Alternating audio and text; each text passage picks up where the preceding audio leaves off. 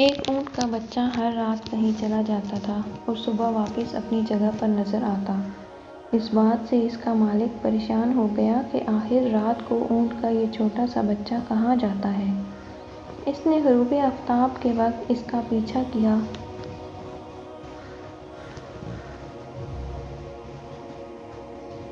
تو کیا دیکھتا ہے کہ وہ ویرانے میں اپنی ماں کی لاش کے پاس جاتا ہے اور وہ اس کے پاس ہی سوتا ہے اور صبح واپس آ جاتا ہے۔ مالک نظارہ دیکھ کر خود پر قابو نہ رکھ سکا اور رنجیدہ ہو گیا اور اس لمحے کی تصاویر بنا لیں۔